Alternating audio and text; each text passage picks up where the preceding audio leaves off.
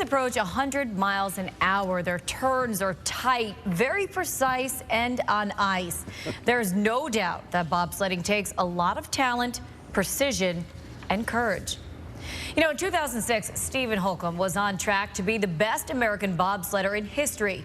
He was the driver and led his four-person team to the Olympics. Yeah, but he was hiding a major secret from everybody, including his teammates, his coaches. He was actually going blind. He couldn't even read street signs out on the road. Steven's new book, But Now I See, My Journey from Blindness to Olympic Gold, details how he hit rock bottom, but then went on to win a gold medal just a few years later. And we're honored to have Steven in the studio with us tonight. You also have the gold medal with you as well, which is pretty cool. Which is pretty heavy. Take us back to 2006. What's going on here, and what makes you slowly start losing your eyesight? So I started out with a degenerative eye disease called Keratoconus. I was diagnosed in 2001. Sure. And slowly, over time, my eyes were going to get worse. And the original diagnosis, they said, hey, you know, it'll be about 30 to 40 years until you have to have a cornea transplant, no big deal. Mine just kind of took off, and within 4 to 5 years, I went from having 20/40 vision about 2500. Whoa. So in 2006, right after the Torino Olympics, I got to the point where I went to see my ophthalmologist, and they said, hey, you know, we don't actually make contact lenses strong enough anymore. You're at the end, and all you're getting is corrected to about 2100. So at that point, I kind of realized, well, if I can't, you know, I can't correct my vision any better, and I'm living in like a 6-foot bubble, and so, you know, to be at this point in my career, if I ended up crashing and hurting somebody, or, you know, God forbid, killing somebody, and then to find out that I'm blind, I mean, it would have been devastating to me personally, and it just would have been terrible. And just by you saying that, I'm wondering then, why were you hiding it? You're making these 100-mile-per-hour hairpin turns. Your eyesight's going. You're putting a lot of people's lives in jeopardy. Yeah, I mean, it was the point where I started driving. I could still see, and as it slowly got worse, I got better at driving, and I actually was doing pretty well. But at this point, you know, I'm now hitting the peak of my career. Right. I just in 2006, 2007, we won the first World Cup title in two-man for the United States ever. We're looking at, you know, gold medal potential here in 2010.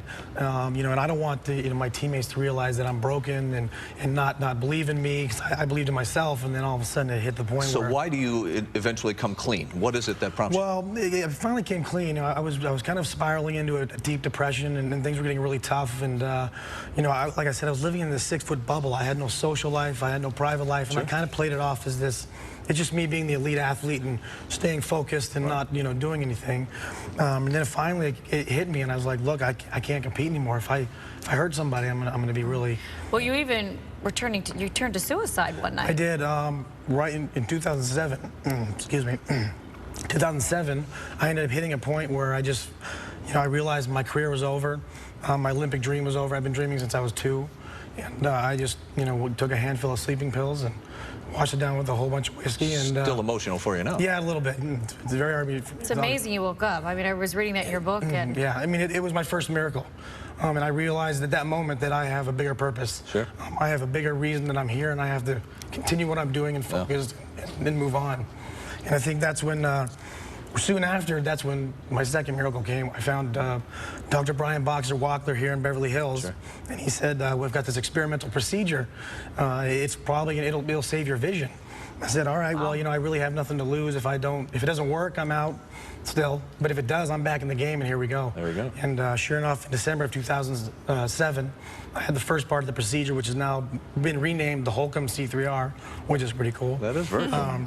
And that stopped the degeneration, and my eyes no longer got any worse. And then in March of 2008, I had the Vision ICL, which actually was an insertable contact lens, and I have contact lenses inside my eye. And you got 20/20 now? And yeah, and corrected me to 20/20. 1 year after that, we won the first World Championships for the United States in 50 years, and almost 2 years to the day, we won the Olympic gold medal for the first time in 62 years. Now, will you have to get a new contact lens over time, or is that going to be there forever?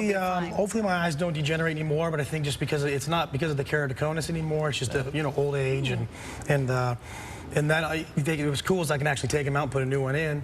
And really? Yeah, so it's actually a very, very cool little system, so I don't have to wake up every day and put them in.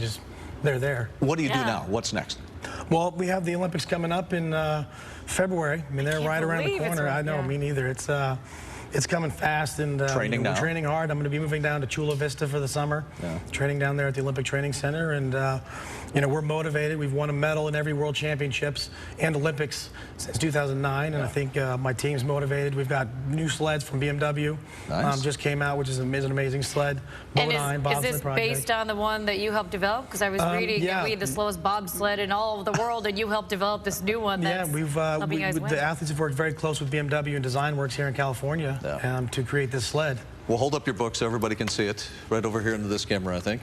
And you can buy Steven's books wherever books are sold, actually. We've also posted info about Dr. Brian Boxer, is it Wachler? Wachler, Wachler, yes. And the special eye procedure. It's all on our website at KTLA.com. We appreciate you coming in. Thank you very much. And best of luck, huh? Yeah, we'll be watching for you. Maybe, can you come on before you head over to Russia? Yeah, I'd like that. That'd be great. Okay, that'd be appreciate it. We'll cheer you on. Thank you. Nice Hopefully I'll come back and I'll bring in my second one. We're looking forward to it. I love the confidence. Thanks, Steven. Thanks for that.